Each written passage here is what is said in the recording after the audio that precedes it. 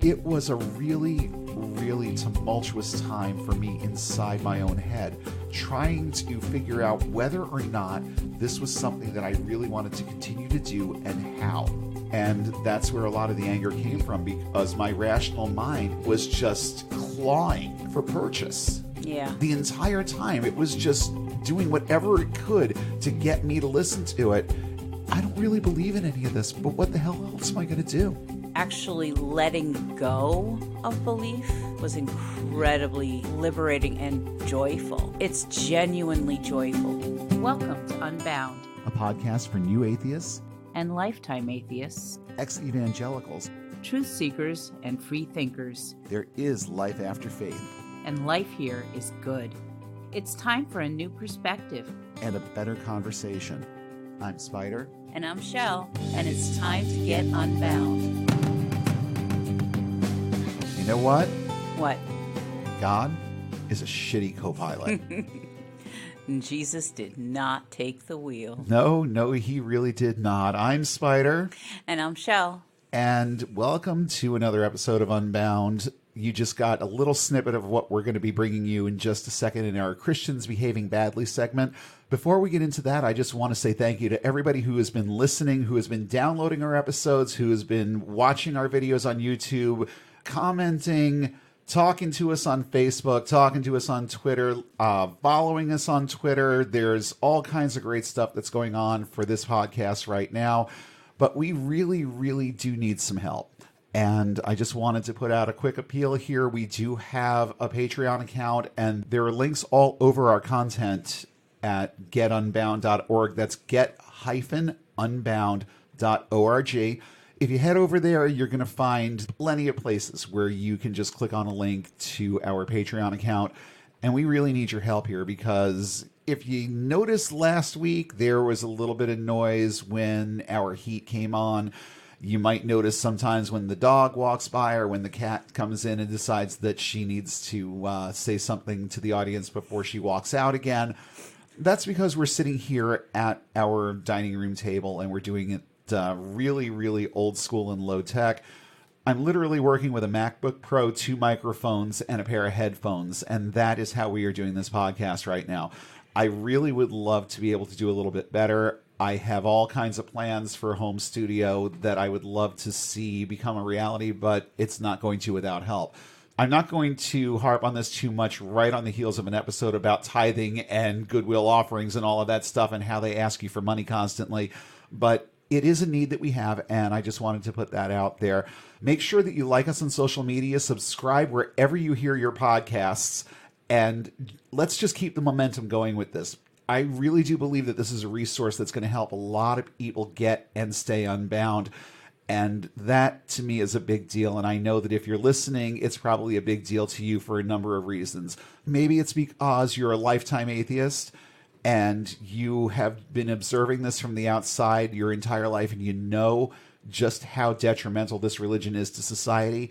Maybe you're a new atheist and you just really want to see this resource continue so that you can continue learning more. For the ex-evangelicals, truth seekers, and free thinkers among us, there are so many reasons why you guys are tuning in every week. And I hope that my words are encouraging you. And I hope that you're finding points of relatability and points that answer some of the questions that have been going through your head for a while. And again, if you have more, if you need more support or any support at all in this journey, if you need more reasons or just more words or more encouragement in your effort to get out of this thing, then you can always email me at unbound.podcast.network@gmail.com. I'm working on getting something that's a little bit easier to swallow, but for right now, it's the resource that we have. unbound.podcast.network@gmail.com.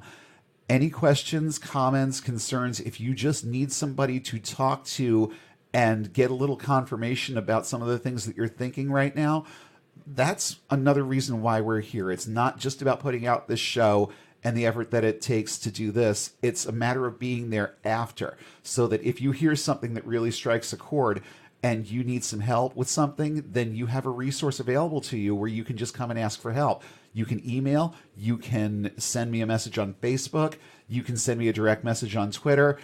And incidentally, let's give our Twitter handles. I am Unbound_Spider, or you can just search Unbound Podcast Network and my Twitter is going to come up. Shelle's, what's the one that you have associated with the show? Let's see.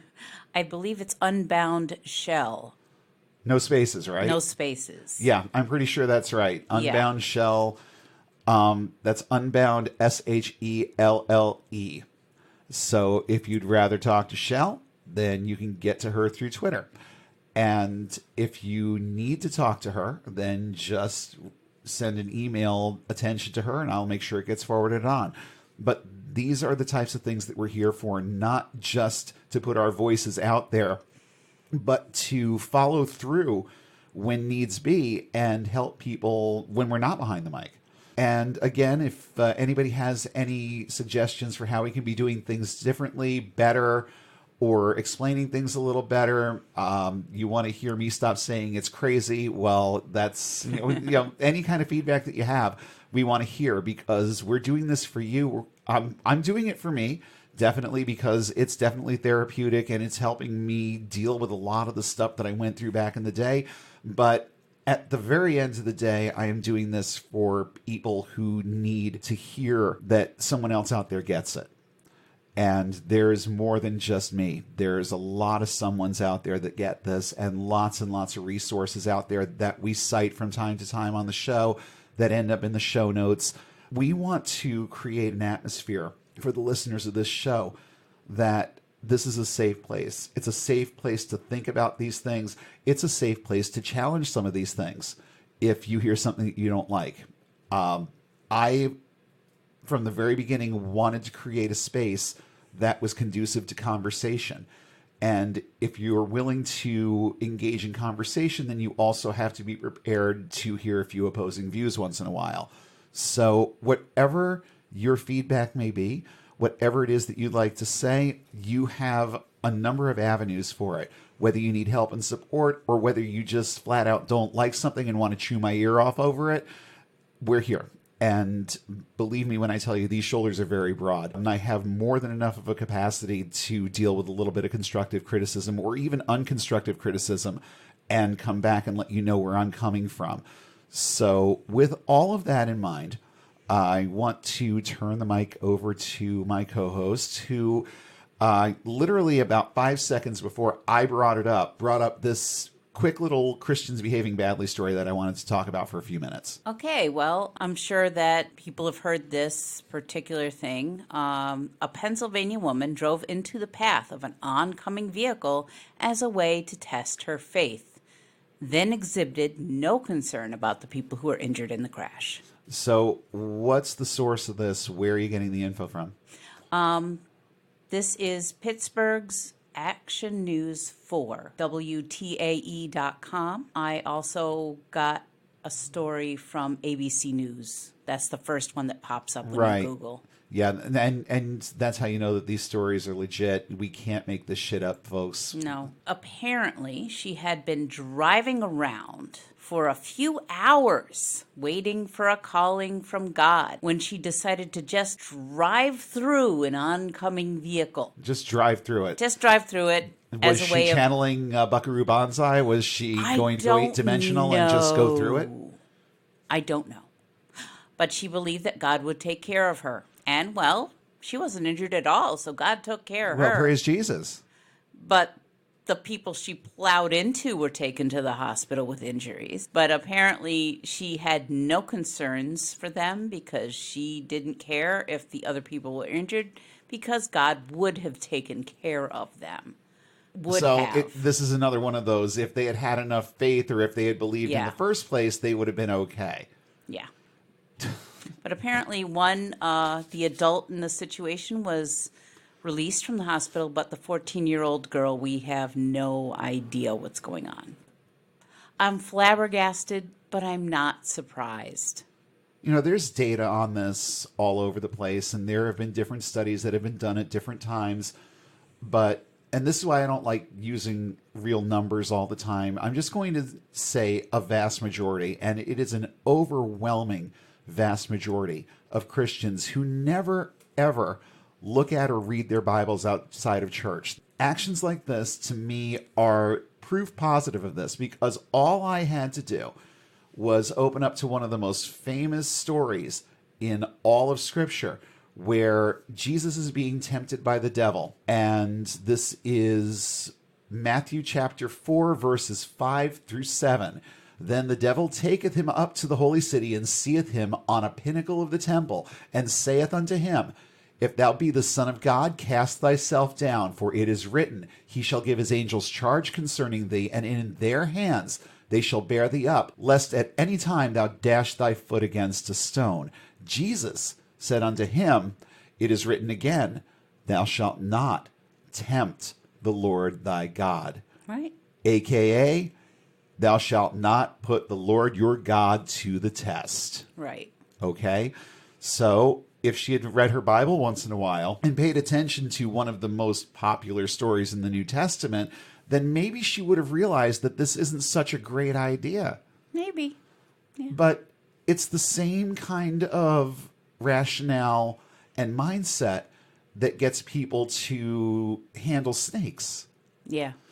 It's the same kind of mindset that makes a woman in South America stand in front of a landslide with her hands out, believing wholeheartedly that she is going to stop this massive landslide, while there are people just begging her to get out of the way. But she believes that her God is going to stop that landslide because she has the faith enough to move mountains. Well, guess what? The mountain moved all right and buried her with it.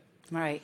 The woman was originally granted bail at $50,000, but the judge revoked it last Wednesday. Good. The judge stated in court that based on the allegations, his reasoning on revoking the bail was to protect the community and to ensure that the woman received the help that was required for her care, because they didn't want her in the community. Obviously, would you? Would you want this person out in the world? Well, no. Driving? No, I'm not sure that jail is the best place for her, but No, but she might not be in prison. yeah, I mean, that was She a might be knee-jerk somewhere good that I else. gave there a couple of minutes ago, but it's just a matter of that. It's okay, now she's away from society. She can't do anything like this, at least at this point in time. Right. And I really do hope that as a result of this, people start looking, at least in that community or where it's having an impact, that they start looking at things like this with a little bit more of a skeptical eye. I'm not holding my breath for the majority, but here's hoping that it does something, that it starts changing one or two people's minds. And it's the same thing that I'm doing with this show. I want to change a few people's minds. And if something as stupid as this can do the trick, then you know what? I'm sorry that people's lives have been disrupted. I'm sorry that it had to pan out the way that it did. But I try to look at the bigger picture here, and there will be people out there that are going to look at that and say, you know what? This is what I'm supposed to believe in. And I really never want my head to get into a place like this lady's head was in when she decided to do this. Maybe it's time to start thinking a little bit more about what I believe. And sometimes the help comes from unlikely places. Sometimes it comes directly from the evangelicals themselves. And I really do think that this is a prime example of how people are ignorant to what their faith teaches. Yeah. Because there is nothing in any part of Scripture that says that if you do this, then God is just going to immediately come to your rescue. Yeah. And even if that were the case, then where are any previously documented cases of this happening? Where is God when one of his faithful is being hit by one of these lunatics that drives into them on purpose? Because that happens too. That happens all the time. You know, where is God telling them to steer away from that? You know, why is God not just telling them to look out? And the answer is simple, because there is no God to tell them to look out, and there is no God to protect them when they do something as stupid as this. There's no God to protect against deadly snake bites. There's no God to protect against any of the idiotic crap that these people do to try and prove that their God is greater. Right. And, just the fact that she had been driving around for hours, waiting for a call, waiting for God to call her. It's just strange to me that, she must have been worried about something. It does not say.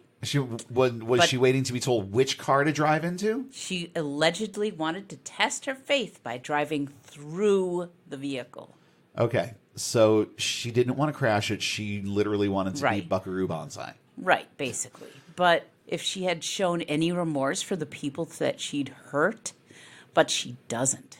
And Well, that here's is the thing. worrying. Yeah, it's worrying, but is it the person who isn't showing remorse, or is it her illness that is keeping her from seeing the wrong in what she's done? And that is a valid question. Yeah. It could be either. It could be either. It's more likely the latter. That's the thing, because how many times have I said it just on this show that churches are havens for mental illness? Yeah. They propagate it and they perpetuate it. Yes. In the way that they teach you to do things, in the way they teach you to think, and with all due respect, in some of these churches, some of the behaviors that they tolerate during a service. Right. Now, that was one of the other things that I liked about the last church that we were at in New York, and the pastor there at the time. There were boundaries to how expressive you could be during a worship service, and I did see people talk to a couple of times because they were being too demonstrative. They were jumping around in the aisles and doing things that just really were disrupting to the people around them. Yeah. But at least this guy had the good sense to say, yeah, you know what? There's a limit to this. So I'm certain that there were issues in that church. But remember, I said these were some of the most normal people that I can remember interacting with in those kinds of circles. And I think that it had at least something to do with the fact that they had someone who was at the time a very disciplined and principled guy as a pastor. Mm-hmm. And he held himself to the same standards that he held everybody else, but he did hold you to them.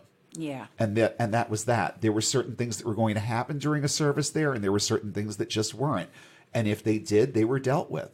And a lot of it had to do with things that had real potential to start bringing out the crazy. And there were limits to what was going to be allowed. So I don't think that he wanted that in his church environment. And he did take steps to make sure that that didn't happen. But, I mean, I'm sorry, that mindset in and of itself breeds all kinds of mental illness. So maybe it was a little bit less. Well, okay, I'll say it was a lot less in this particular church than in some that I'd seen. Yeah. But it does not at all surprise me when I see videos of women just in that video of the woman in Walmart. You know the one I'm talking about? I know it. I have not heard it for myself. Yeah, she's walking around Walmart ranting and raving and swearing like a sailor as she is witnessing to people. Screaming at the top of her lungs, the worst kinds of profanities, and aimed at individuals, aimed at actual people, like the worst kinds of cussing that you ever want to hear from somebody, and all of it interwoven with the good news. And you see, these to me are the types of things that we really need to shine a light on and speak out against, because not only are these churches havens for these types of mental illnesses, but a lot of times they'll go completely unchecked because there's a normalization that takes place when you get into one of these wild worship services where you're expected to be overly demonstrative and exuberant. And in those kinds of settings, forget it. The mental illness is going to run rampant. And now I'm not saying that this person goes to one of those kinds of churches or that's been her influence, but the simple fact that she thought that this was something that she could pull off tells me that somewhere down the line, someone in some mental health capacity has failed her. Yeah. Okay? And that being the case, she needs help. I don't think she needs jail. I think she needs real serious help. And I don't think she's going to get it when she goes back to church and they start making her out to be some kind of a hero, because that's one way that it can be managed and handled. If she's not lauded as a hero, they would probably say, oh, she's got a demon. She's being oppressed by the demons of anxiety. You went through more of that than I did, so Yes. it's more in the forefront of your mind. But that's actually a much more likely Yeah, scenario. that's the more likely That's of the the more likely thing scenarios. that's going to happen. Is that they're not going to say, oh, she's mentally ill. They're going to say she's oppressed by demons of whatever they decide to state it as. That's not going to help her in court, though. And it won't help her in life. No. Didn't help me. Nope. And it really is a catch-all kind of solution. It's amazing how many amateur exorcists show up in a church service when it's time to shine a little bit of a spotlight on them and what they can allegedly do for you. Right. So I'm so glad that most of that stuff that you talked about happened before I showed up at Valley Forge, because I probably would have made a much bigger stink about it. And Probably. I don't know how much of it would have helped you, but I do know that I wouldn't have been able to just sit there and watch it happen. No. You know, that just wouldn't have been me. So honestly, I don't know how that would have gone if I had been there to witness that. There's a part of me that is glad that I showed up when I did, and there's a part of me that's sorry that I showed up when I did. But I have no idea how I would have managed it if I was there witnessing that. And I'm just glad that that was something that you had decided not to keep participating in by the time I got there. Because honestly, based on some of the things that you told me about before we met, you were actually more well after we met than you were before, with some of the influences that just weren't there anymore. Yeah. So, you know, it's we had a long way to go, and we went through a lot more stuff. But I do think that by the time I met you, you were in a little bit better place. Little bit. Yeah. And then you met me, and that just went completely to shit. No. I was very angry. And it was not an easy first 5 or 10 years for us. It was not easy at all. But a lot of what you saw from me had to do with frustration over this. Yeah. A lot of it had to do with my frustration over this. And that's where a lot of the anger came from, because my rational mind was it was clawing for purchase. Yeah. The entire time. It was just doing whatever it could to get me to listen to it. And you know what happens when you reach that kind of a place inside your head? You're frustrated and you become angry. Yeah. So a lot of the anger was rooted in this. And my own mental health issues now, many of them are rooted in this.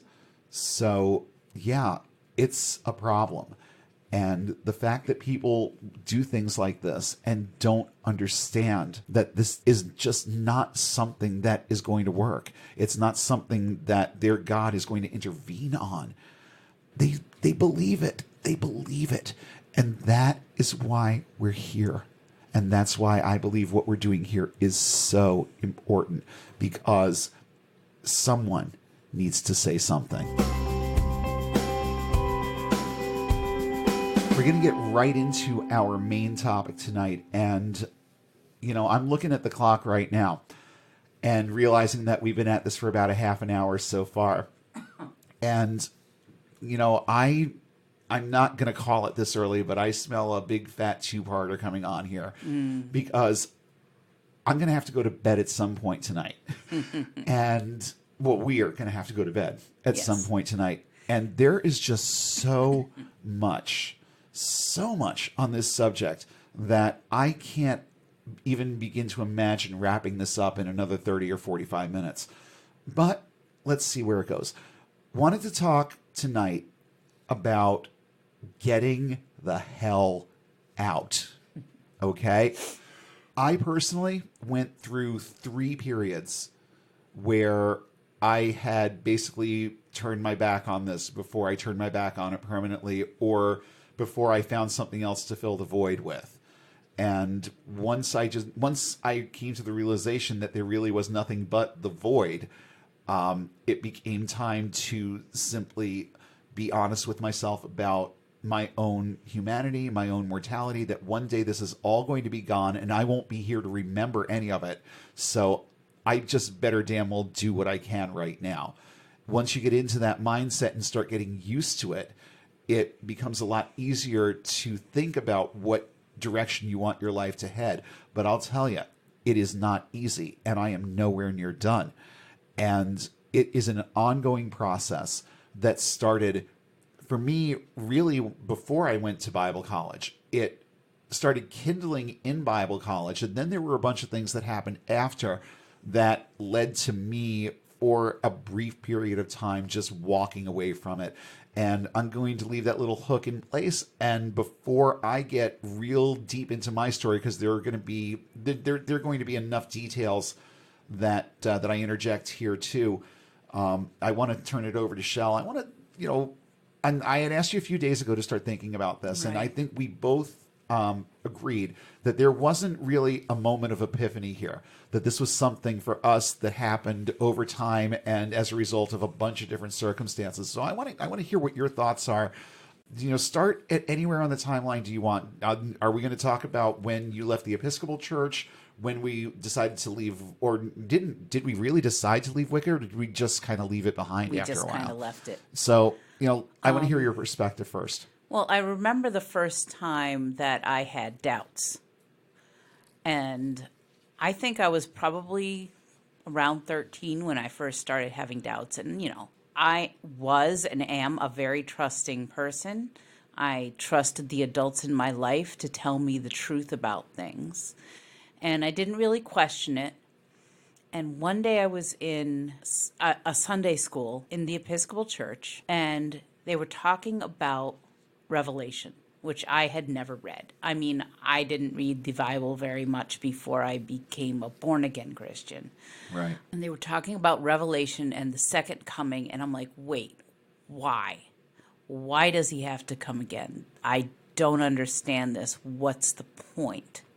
Why does this have to happen? Why is there a sequel? Why is there a Jesus 2? I don't understand.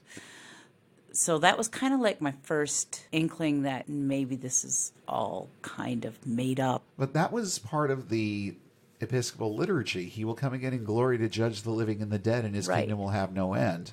But I kind of thought that was more of after you die thing. I didn't really get the idea that he had to come back. Yeah, they don't explain much. They don't really explain that very much. No, it's none of what's in the liturgy is ever explained. It's just there to be believed. right. That's what it boils down to. I mean, Exactly. there's plenty of theology behind it. There's plenty of long-winded discussion on all of these things.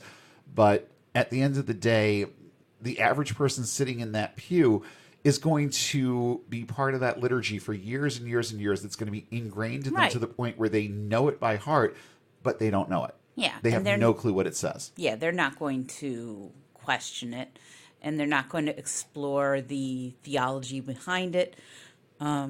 It's just there. And then I think that the second time I really started to doubt, and honestly, I had a lot of doubts, but it was more the doubts that come because I had horrible self-esteem, and it was just sort of like the idea that there's probably nothing else, but it's because I am a horrible person. Nothing else in terms of After death. There's Right. probably nothing else. But it was more my fault than the fact that God didn't exist. So it was just sort of a warped way of me thinking about myself. But there are people that have similar beliefs to that too, where they view hell as what death actually is. Right. A complete separation between you and God, but you're not going to have consciousness anymore Right. after you're dead, so it's a complete separation from everything.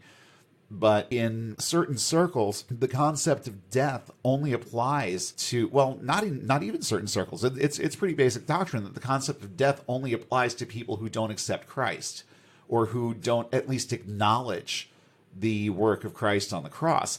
And there are people out there that believe that rather than the whole lake of fire hell scenario that the evangelicals like to talk about, that hell is more of an absence of place, and how you're supposed to be conscious of an absence of place is completely beyond me. So where is the punishment here?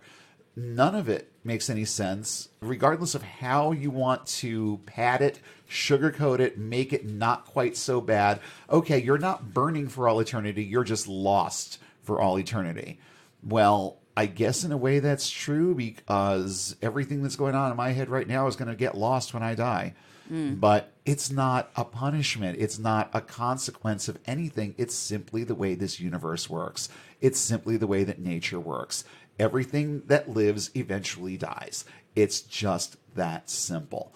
And by die, we mean it dies.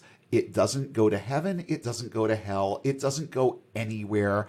And we need to start getting a little bit more comfortable with that concept. Right.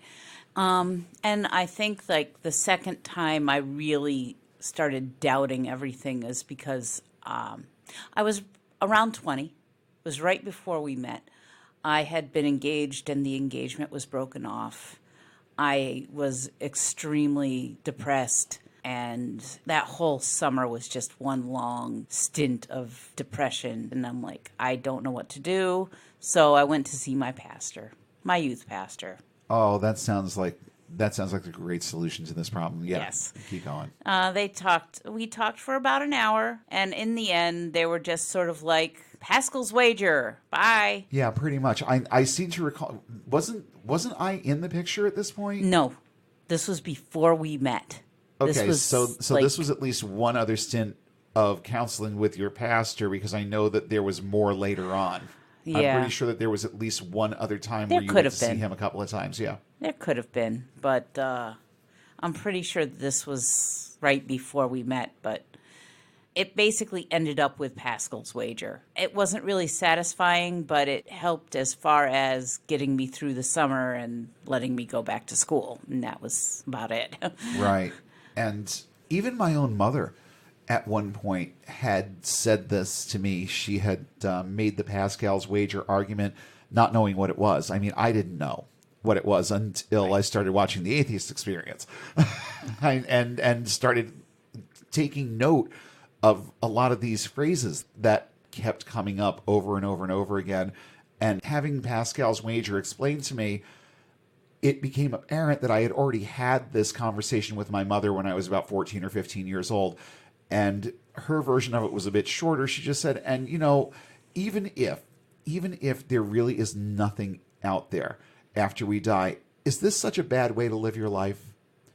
Well, no, it's not. But could I maybe have a few more decisions to make on my own about how I live my life? Can maybe I decide who I sleep with and when? Can maybe I decide what movies I'm going to watch, what books I'm going to read, all of these things that they try to control? Can any of this just be up to me? Yeah. And of course, if you're going to be in their club, you got to play by their rules. Well, the whole thing about me being a Christian and being that particular type of Christian is that I was terrified to make decisions for myself.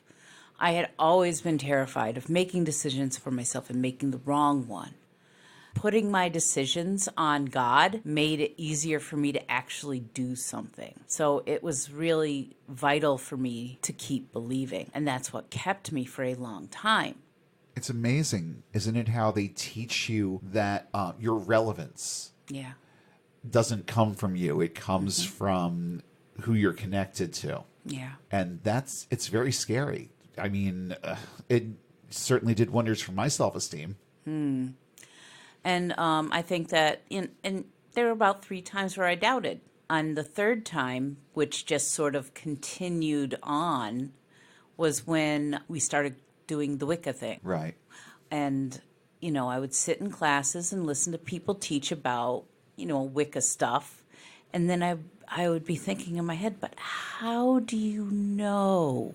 All of this stuff is very nebulous.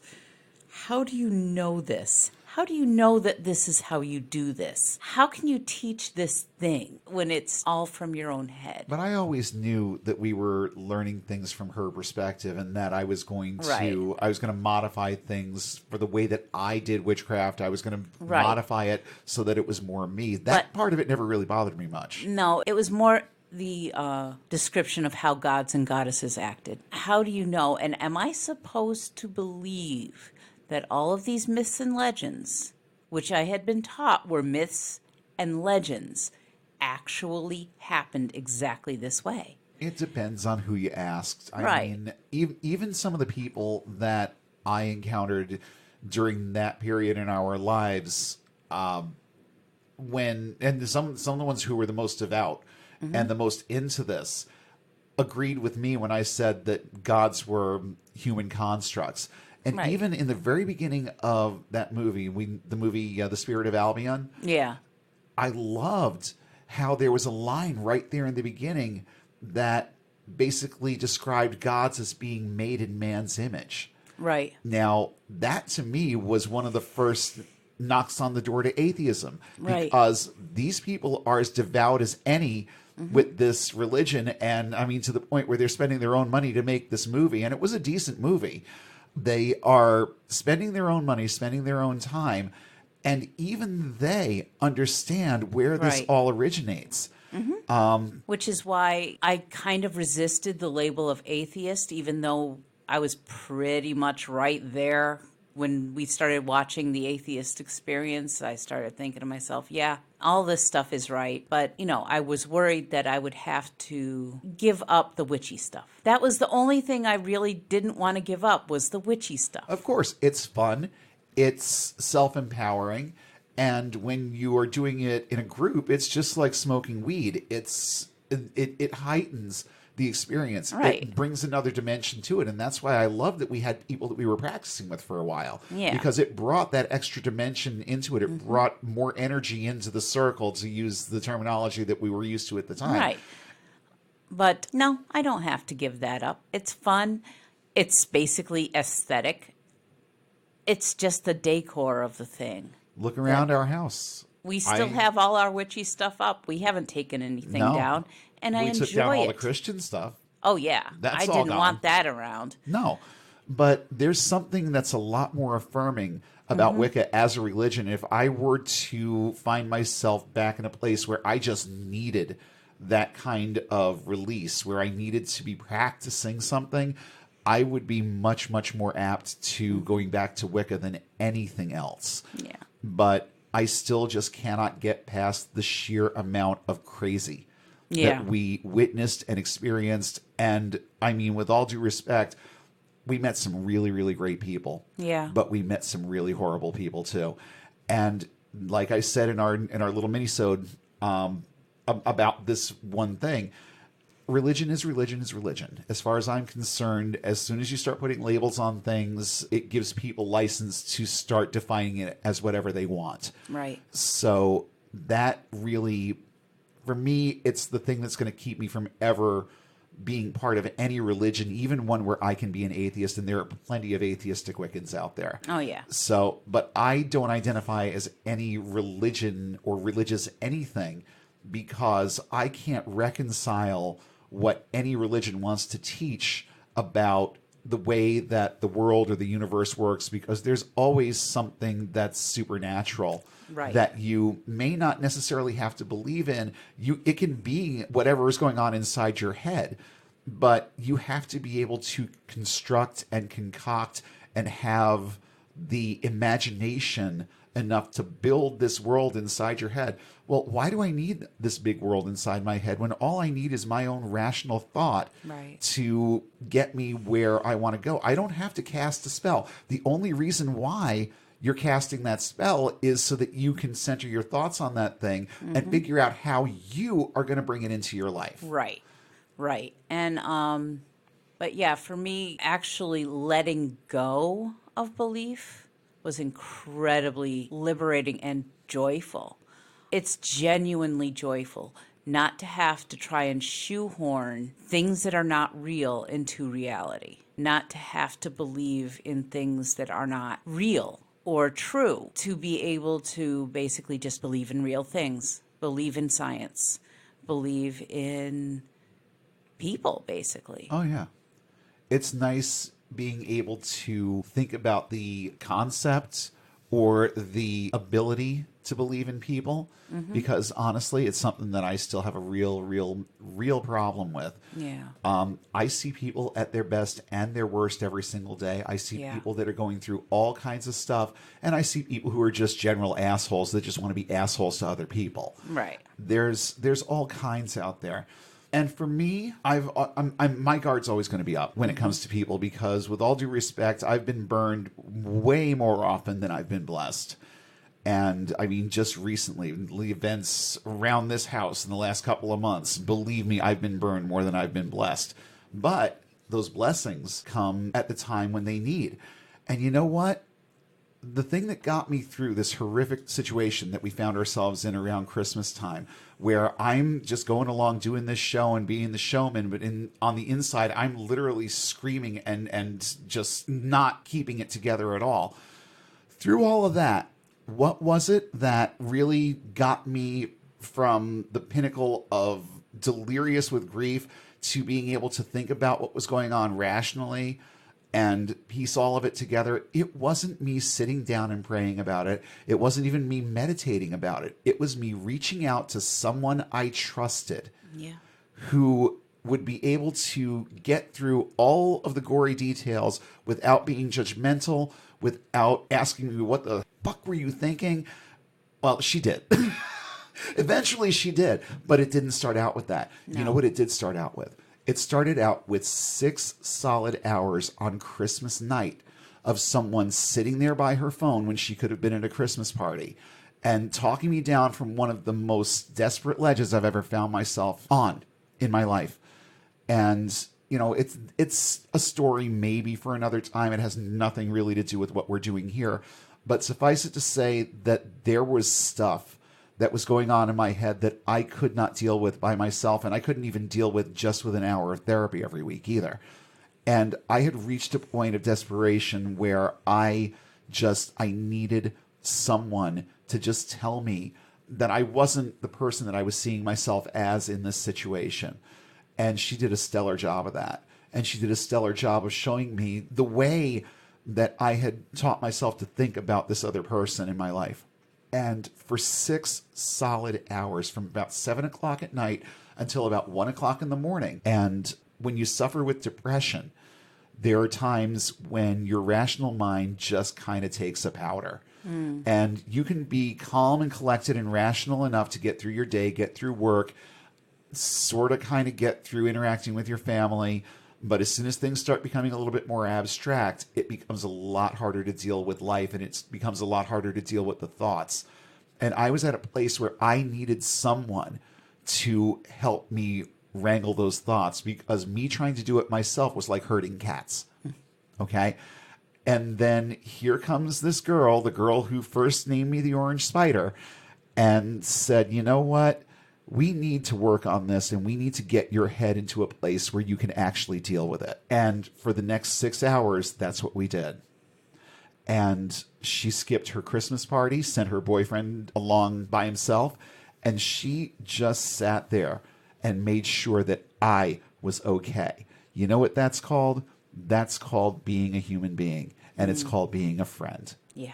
I didn't need to throw my comfort at something and just sort of start praying off into the ether. What I needed was someone who would talk back, and not me, because anytime I felt like any of the deities that I was working with at that time were talking back to me, obviously it was just me and my own thoughts. I didn't need my own thoughts at that point. My own thoughts were herding cats. I needed someone who could help me compartmentalize those thoughts and organize them and make sense out of them. And you don't get there through prayer. No. You don't get there through Wiccan ritual, although there are things that can help you center and focus and think a little bit better.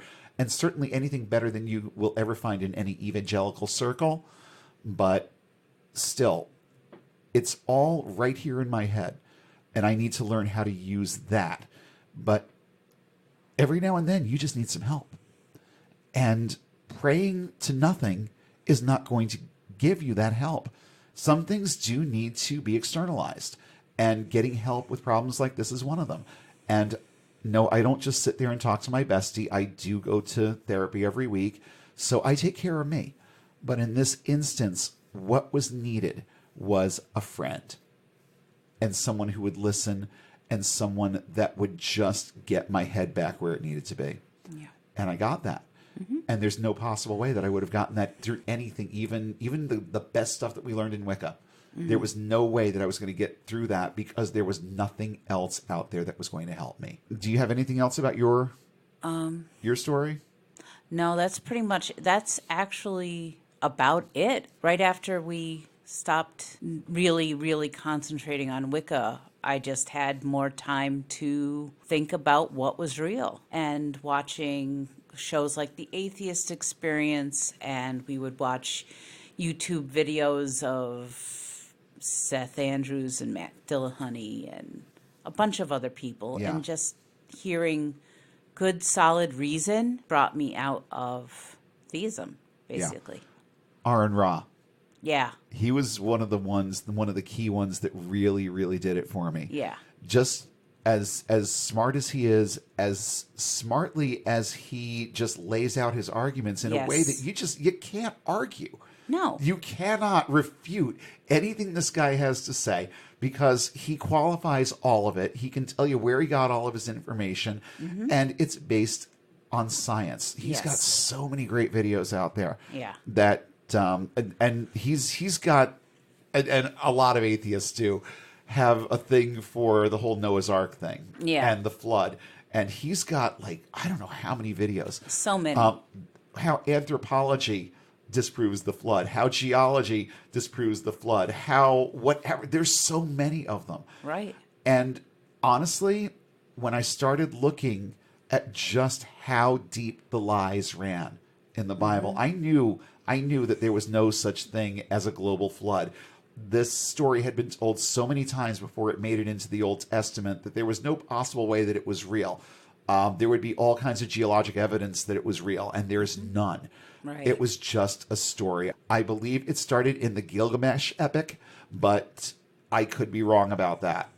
All I know is that it's old, and something Sumerian sounds about right. Yeah. But that was one of the things that my counselor, the first year at Word of Life, he used this as proof that the Bible was real. He said, most major cultures talk about a great flood, Right. but that doesn't mean that they're not all a bunch of myths.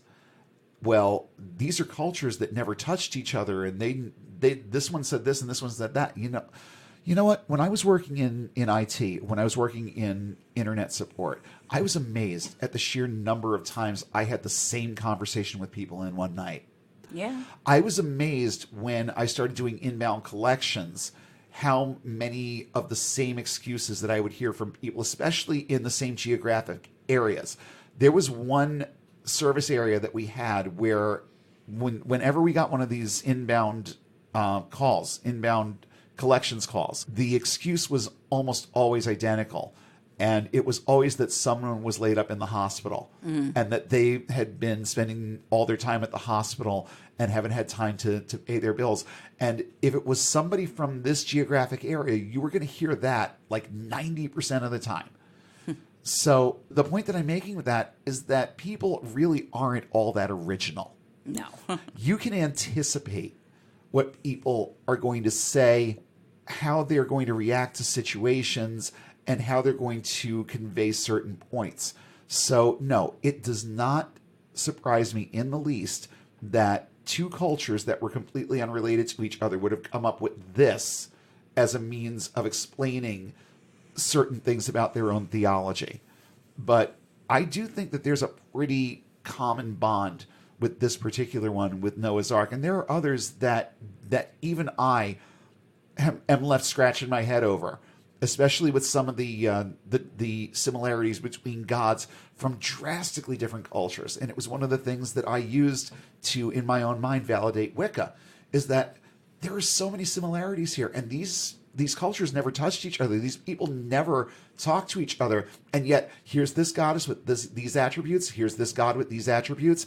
And they're here and they're here. Well, guess what? If they all come out of the human psyche, Yeah. we're not all that different. No. So, of course, we're going to make the same kinds of associations and build a structure, a pantheon of deities around these things. And they're going to have similar personalities because people are not all that different. Even in drastically different cultures, our ways of thinking about things may be different just from the standpoint of the thought process. But the abstract concepts, I think, are pretty much the same anywhere and with anybody. So it does not surprise me at all that these similarities would exist. And there's a definite explanation for it. You see, I'm just hypothesizing, but there is a reason. There's a reason why I took the same phone call 50, 60 times in a night, and why people would make the same excuses and tell the same lies, and why I still see it even where I work now. The way that people react when we don't have a product that they like. Right. And there's a lot of uniformity there. There's very, very little. I mean, there are extremes, but we see the same behaviors and the same reactions over and over and over again. So, yeah, just because this culture over here said it this way and this culture over here said it slightly differently, it's still basically the same thing. And it does not surprise me that they would come up with the same story. Yeah. So let me talk a little bit about some of my experiences. I'm looking at the timeline. We're at about an hour. So I'm going to see how much of this I can get through. And I think I want to do another episode on this where I kind of turn it around and start giving a little bit more advice than, testimony. Right. Because I want my story to be heard because, again, it's probably not unlike a whole lot of other people's out there. There's probably tens of thousands of people who can say that they've gone through some of the same things that I've been through. So tonight, I'm going to testify.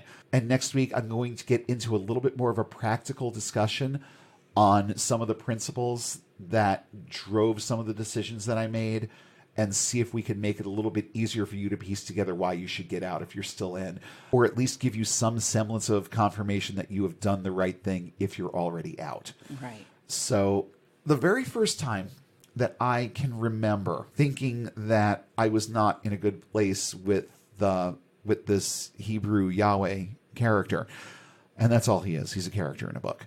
But of course, then he was more.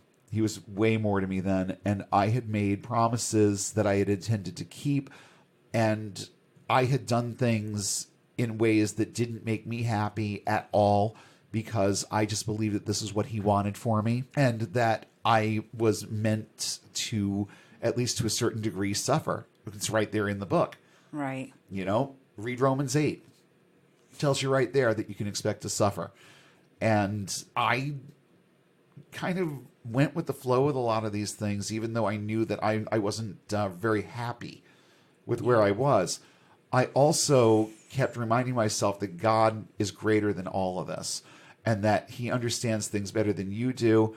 And maybe one day he'll decide to explain it all to you. But even if he doesn't, well, praise the Lord anyway. And that was that was one of those cringeworthy catchphrases that we would hear all the time. And usually when someone says praise the Lord anyway, it means, well, what the fuck else are you going to do?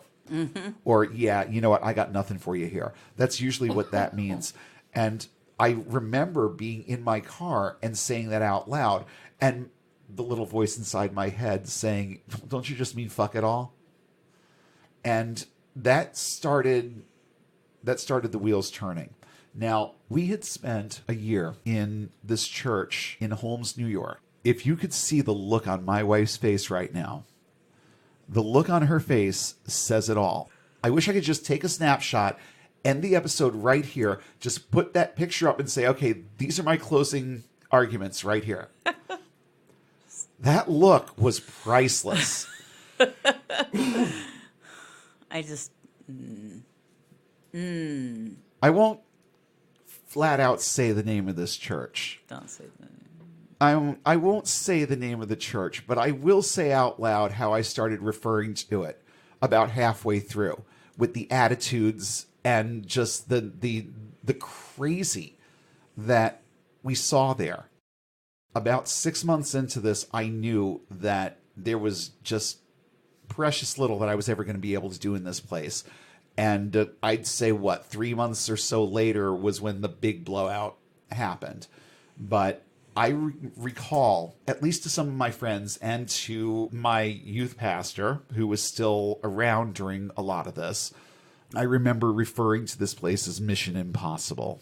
Mm-hmm. And the reason for that was simple. I was stuck with a group of people who had gotten very used to the idea of having an exclusive club that was just theirs. I won't go into particulars of what had happened right before I found myself in the middle of that mess, but the church had gone through some stuff, and there were things.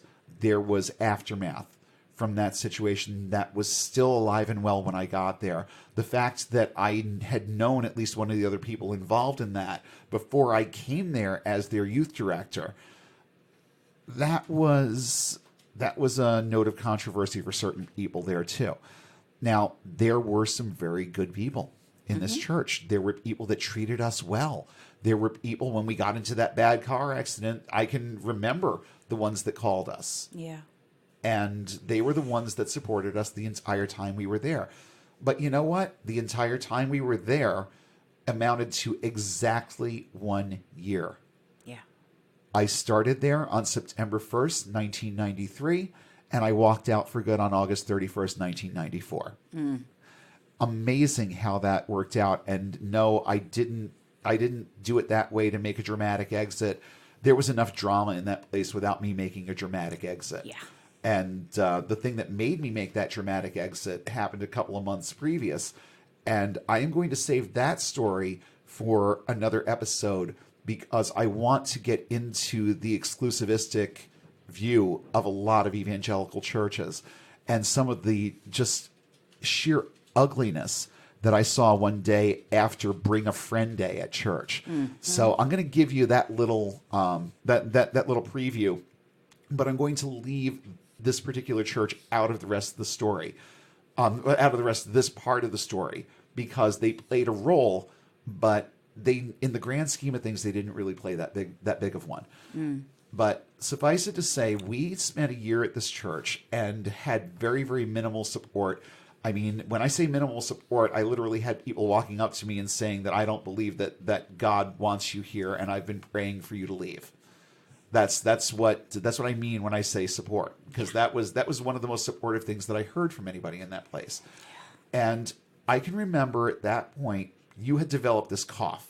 Oh, gosh, yeah. The cough that went on for well over a year. Okay? Went to doctors, couldn't find anything wrong with you. No nodes on the vocal cords, nothing that should be causing this constant tickle and having you coughing all the time.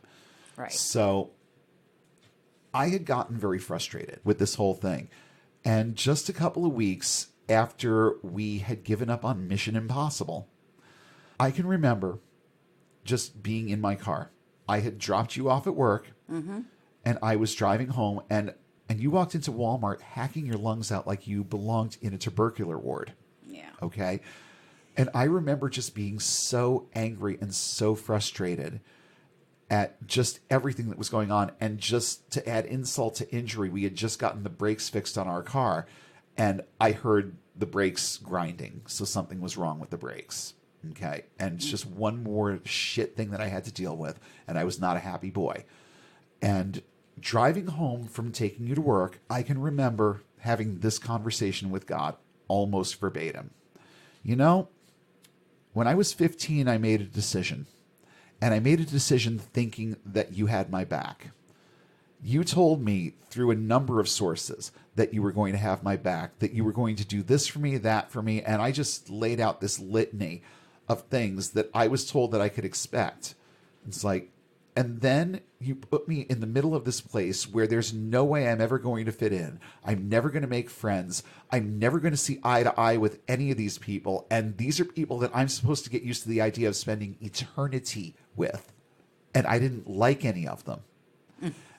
And I stayed there for 4 years when I wanted to leave after 3 weeks. When I had vocalized to you wanting to leave after 3 weeks and you were silent.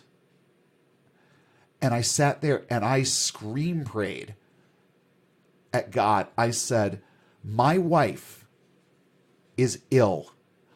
She has been suffering with this cough for more than a year. Do you care? Because if you do, I don't want to hear her cough again. And if I do, then I think you and I are done. Mm-hmm. Yeah, I remember you talking about that. Yeah.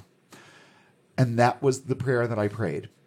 I went and picked up my wife. She started hacking, and immediately my thought was, yeah, you know what? Fuck this. And I stayed in that mode for a while. But I can remember almost immediately, within like the next week, I wound up in a conversation with my grandmother about something. And I don't even remember what the whole context of the conversation was, but I do remember what I said to her about my thoughts on this. I said, I don't think that I believe in any of this anymore. And I'm frightened. Yeah. Because I don't know what I'm going to do without that. Mm-hmm. Sound familiar? Mm. You see, I think that's one of the things that keeps people in. Yeah. It's like, I don't really believe in any of this, but what the hell else am I going to do? And what if it's true? What if it's actually true? It's the whole Pascal's wager thing, but from the other perspective, from the perspective of fear. You see, Pascal's wager is a lot about, and I'll use the term loosely here, logic. Right. It's a logical, not a transaction. What's the word I'm looking for here? It's a logical compromise. Right. Because if it's true, there's a reward. If it's not, well, you're not going to know that you didn't get one. Right. Which, it provides a degree of comfort, but it really doesn't solve the problem. Mm-hmm. And I think that the question of what do I do without this is what keeps people in. And it was ultimately what got me back in. Because that stint was only about six-ish months or so. At the end of that, I can remember we went back to Faith Assembly for a little while. Yeah. And actually we went back there for quite a while. And there was a new youth pastor there at that time who I had gotten to know during my internship, so it wasn't like I knew nobody there. But it started getting harder for me to stay connected, plugged in. I was getting too old to really be active in the youth group. They didn't really need the support at that point, but they needed help and volunteers at different times. Right. So I got used to the idea of working on things like outreach projects. I got used to the idea of just doing what I talked about last week and figuring out ways that I could tithe with my time and do more with the church, even though I gave you the calendar, what it looks like, and still felt like I could be and should be doing more. And I did whatever I could to immerse myself in whatever was available to do. And this new youth pastor would call on me once in a while, but not that often. He just didn't know me that well. And my youth pastor at that point was the associate pastor at the church. So he had kind of moved up. And even though I did call on him from time to time, I started feeling like I needed to figure out a way to leave the nest and not keep going back for the fatherly advice, that I needed to start figuring this stuff out on my own. So I didn't really go to him about a lot of what was going on in my head at that time. But I can remember that we were there for a while, and then there was something else that just kind of soured me. I know what it was. It was when I was going through the process of trying to get my license to preach. Yes, Yes, that's what it was called, a license to preach. Okay, I was trying to go get that through the assemblies, and there were a few roadblocks because there were certain things that I wasn't going to pretend to believe in. There were Right. certain things that I was not going to pretend that I thought were right when I didn't think they were right. And I laid those things out on the table during one of my interviews, and I said, look, I will steer clear of talking about any of this from your pulpit. But I am not going to sit here and tell you that I believe something that I don't, or that I agree with something that I don't. And I do not agree with this, and I do not agree with this, and I do not agree with this. But I will keep it away from the pulpit.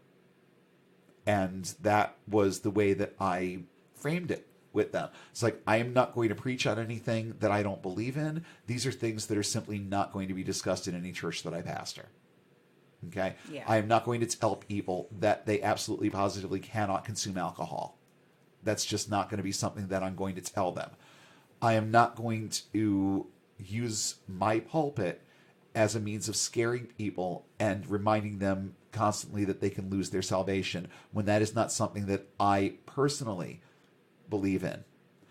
You see, I maintained some of what I learned from the Baptists because that's where I started thinking like an evangelical, was when I spent those summers and winters up at Word of Life. I learned how to think like an evangelical through those circumstances. And as I got older and started seeing more and recognizing where some of the chinks in the armor were, it started making sense to me that I had to, that if my relationship with Christ was as personal as I had been told it was supposed to be, then there was no reason why I had to march in lockstep with any man-made rules.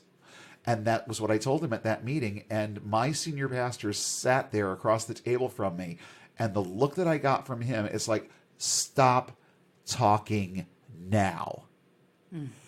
He saw the whole house of cards start to fall right in front of him. And he knew at that point that there was no way that I was ever going to be contained, that I was always going to be someone who thinks.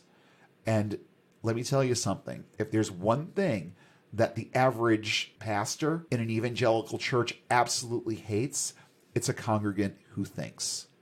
Yeah. They want to do the thinking for you. And that's the entire point. If they want your opinion, they'll give it to you. And honestly, I couldn't function in that kind of an environment. And I tried to do the next best thing. And in my mind, that was disclosure. It's like, and I had actually been told on previous occasions that, you know what, they understand that not everyone is going to fall in lockstep with what they believe. But it's very, very important that you don't let what they consider to be apocryphal concepts into their pulpit, Right. into their churches. And that was perfectly fine with me, but I figured these people would appreciate a little bit of honesty. This is what you're getting. This is who you're getting. It's not going to change. And if it's not good enough, then don't license me. And that was what they decided to do. Well, let's be fair. The decision ultimately was mine. I decided not to comply with a couple of the things that they wanted me to do. I had that there was another circumstance where there was some kind of a discussion between me and somebody else that was taken the wrong way. It was like a secretary of one of the guys at the at General Counsel out in Missouri. I had spoken to somebody out there who I still, it's so fuzzy, but she took offense at something that I said or how I said it or whatever, that, and at the time I was oblivious to it until I found myself in my senior pastor's office being told what I'd done. And it just revolved around some kind of a comment that was made during a phone call. And it wasn't even like I was angry or upset or anything like that. It was one of those things where it was in the middle of a conversation, and I could tell that this person was offended because she said something along the lines of, thanks, I think. And to this day, I can't even remember what the comment was because the whole thing was so stressful. I'm thankful. I'm thankful that so many of these details are starting to dissipate. But I do recall that it had something to do with that, and that as a first course of action before they would start the interview process over again or jump start it again, was that I had to apologize to this person. And I'm like, oh, there are worse things in life. I still didn't think that I had done anything wrong, but I said, okay, you know what? I'm going to go ahead and just send off an apology, which I did. And I got their little pompous answer back. Okay, well, it's good. It's all behind us now. And blah, blah. Okay. But after that, it was not the first time that I had seen this same kind of scenario play out. And my mind went directly back to those first couple of things at Bible college where I'm being prodded by an RA and told to shh, and where I'm being told that I can't go in and get my equipment to play in the worship band because clearly I'm a thief and I'm just trying to get somebody else's stuff. So during this particular instance, and I think this is why the details are so fuzzy, because my brain went so instantly back to those things. And the first thing that I thought of was, holy shit, it's out here too. And it's never really going to stop, is it? There's always going to be something. Someone's going to be offended by something. They're going to take something the wrong way. Something is always going to be lurking around the corner that you're going to have to give answer for, whether you meant to offend somebody or not. And believe me, there were plenty of times when I meant to offend somebody. But there were many, many, many more where I was just like completely taken aback by certain people's reactions to things. This started way back in my youth group days. It was more in college.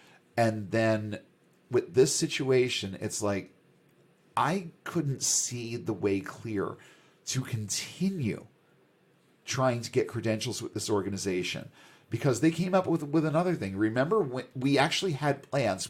We were supposed to go to Missouri for whatever it was, for me to go through whatever ceremony they were going to do for everybody getting their preaching licenses. Yeah. And I had to figure out my way there. No one was going to pay me to get there. So we're trying to figure out how we're going to make this trip, because it's mandatory. Because heaven knows they can't just give me my preaching license while I'm sitting on my couch in New York. No, I have to go all the way to Missouri to make this happen. Okay? So we had plans. And then there was something else that came up in an answer that I had given on one of their little written questionnaires. And this was early on. This wasn't even something that came up in my interview. Yeah. This was something else entirely. And when I got that letter from my pastor, he didn't even bother to call. He sent this in a letter. Okay? Mm-hmm. And I opened it and I read it and I said, okay, I'm done with this now. I am so done with this. My only response at that point was to write them back and say, I'm no longer interested in pursuing credentials with your organization. Thank you. And that was it. Yeah. And that sent some shockwaves. My grandmother was not happy. My mother she vacillated between disappointed and indifferent. I think the disappointment came from realizing that she had just paid for me to go to 4 years of this schlock Bible college, and now I'm not getting anything out of it. But it was also my mother who encouraged me to try and find secular employment. And at the time, I read that as her not supporting what I was trying to do. You just don't get it. I can't just do this. I got to do blah, blah, blah, blah. No. What you got to do is you got to take care of your family.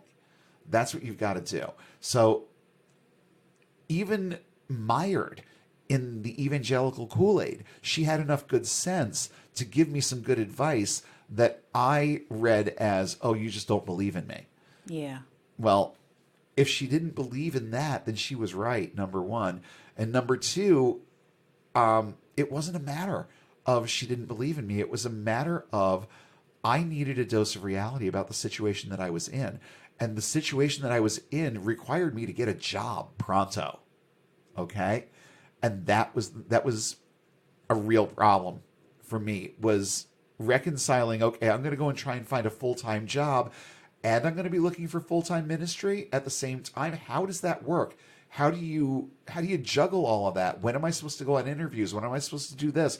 When am I supposed to take speaking engagements if I have to work on weekends? See, there's all of this stuff. And it was a really, really tumultuous time for me inside my own head, trying to figure out whether or not this was something that I really wanted to continue to do and how. Because I knew that my future was not going to include the Assemblies of God. I had made that determination right after we got that second stupid letter. Oh, and by the way, we don't like this either. It's like, oh, well, by the way, I don't really like you that much, so I think we're done. But it went so far beyond that. And I was really stuck trying to figure out what my next move should be. Whether or not I should be pursuing credentials through another organization or just seeing what I could do as a layperson for now. And it basically turned into 2 decades of the latter, where I started immersing myself in a youth retreat program called Vida Nueva that was part of a larger community in the Hudson Valley called Tres Dias. And let me go on record, again, some of the best people that I have met in my Christian walk, I met through VN and I met through Tres Dias. Some of the most genuine, loving, Christ-like people that I have ever met, I met through that. And I will never, ever regret the time that I spent in that particular movement, because it did teach me a lot about myself. Even if we were all drunk on the Kool-Aid, at least I was in a group of people that was a little bit more in tune with the concept of thinking. And they understood that there were going to be differences of opinions and beliefs and all of that among the ranks, because it was an ecumenical movement. So everybody was represented, from the Catholics to the Pentecostals and everything in between was represented in this community. And we all got along. I didn't have any major scrapes with anybody in the Tres Dias or VN communities. Not at all. These were genuine, good people. And honestly, I think that my involvement in that kept me plugged in way longer than I would have been otherwise. Because without that, I think I would have gotten out faster. So, I mean, I should be upset with it, but I'm not. Because I learned a lot about myself through those experiences. And I learned a lot about what can happen when people come together for a common purpose. Okay? Because what we were doing at the time, I believed to be good. And it was a whole hell of a lot more good than a lot of the other things that I had been involved in. It was a hell of a lot more good than ear care. Okay? Yeah. If you don't know what that is, episode 7 is where you want to go. And why am I plugging this for a second time? Because it was just that irritating. I guess it's just, I can't even begin to wrap my brain around the fact that I did this. But there were moments like that. But then there were moments like with VN where I was so glad I did it, because it confirmed for me that there were people out there that still were able to think about their faith in a way that was a little bit more constructive. Yeah. So that part of it was what kind of drew me back into it. After I had started going to church again, I got plugged back in with VN. I think that I just got a phone call and was asked to be on team. And it was shortly after I had reconnected with church a little bit, and I was in the right frame of mind to do it. And that started several years of involvement with that. And I think that is where I'm going to end off for right now. I'm going to end it with a little bit of a cliffy, because that was just the first time. And you notice I'm still a theist at this point. And there's a good 20 more years before I finally said goodbye to religion completely. So I want to come back to this next week, and we're going to talk about what happened the second time and how much closer I got to getting out. And we're going to talk about when I finally threw in the towel completely and admitted a few things to myself. But that's all for next week. So this is the point in the episode where I kind of turn my attention to the listener a little bit. Just want to let you guys know that if you've tried to get out of this in the past, or thought that it might be a good idea to try and get out of this in the past, and found yourself back in the thick of it, you're in good company, because it's a difficult thing to leave. It becomes such a part of your identity that even when you know it's bad for you, you'll keep going back. Because, I mean, isn't that the definition of an abusive relationship? You know it's bad for you, but you keep going back. And isn't the Hebrew Yahweh pretty much the quintessential abusive partner? You need me. You need only me. No one will ever love you the way I do. You're worthless without me. You have no identity without me. You need me for your very existence. And it sounds like any other abusive relationship out there. And people stay in abusive relationships for years. And, you know, I've gotten a little bit better of a picture, or a little bit better of an answer to the question of why as of late. I understand certain things a little bit better than I did even 2 months ago. I understand a lot about this better than I did a couple of months ago. But at the same time, where do you see love? Where do you see love coming from this miscreant of a deity? What has he done? What has he done to prove that he loves you? Where was he when this crazy person was trying to drive her car through another car? Where was he?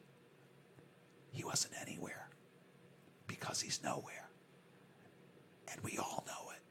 And it's okay to admit it. And the fact that he's nowhere should be enough for us to start thinking about how we are going to get through this thing called life. It should be enough for us to start asking ourselves a few harder questions. Now, if you're still stuck and you're still wondering whether or not there's any truth or validity to anything that you believe or anything that you're trying to do with your faith, I would challenge you to start doing whatever it is that you're doing in the name of your God, just in the name of your fellow man. If you're having trouble getting out, I get it. I really do. It took me 3 tries before I finally said goodbye, and it was 3 tries over the course of more than 2 decades. Believe me when I tell you, I get this. And this first little seed of doubt that cropped up after that really, really bad experience in Holmes, it started something in my head. And that seed grew, and it kept growing to the point where I could not ignore what was going on in my head anymore. That's where we're going to pick up next week. As it relates to you, you're listening for a reason. You're listening for, and it's a good reason, because whether or not you're out of this by now, or you're trying to get out, or you're thinking about whether or not you should, you're listening to this show for a very good reason. It's because your brain is latching on to the information that you're getting here, and it's making sense. And it should. Because I am not coming at you with anything that my God wants you to know. I'm coming at you with what you need to know about the nature of this religion that you've been part of and what it's really about. As we continue this conversation, this is what I want you to be thinking about.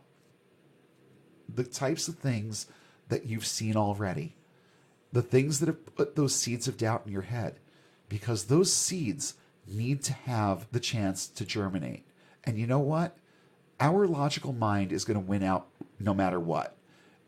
It's just like what I said last week about how I don't believe most Christians believe in hell, because their rational mind won't let them dwell on the notion of someone they love being roasted for all eternity. You got a brain in there that's trying to tell you something. Start listening and start getting unbound. We hope you enjoyed this episode of Unbound. Show topics are chosen based on their timeliness, relevance, and social impact. Have suggestions for future topics? Email us at unbound.podcast.network@gmail.com with all your comments and feedback. Please don't forget to like, share, and throw a few 5-star ratings our way, and follow us on all major social platforms. And don't forget to hit subscribe if you haven't already. Links to our social pages, as well as a full list of cited sources in today's episode, are listed in the show notes, available at our website, getunbound.org. That's get-unbound.org. If you value this resource and would like to see it continue, please consider supporting us on Patreon at the link in the show description. And be sure to check for new updates every Sunday when we'll come together again and take one more step toward getting and staying unbound.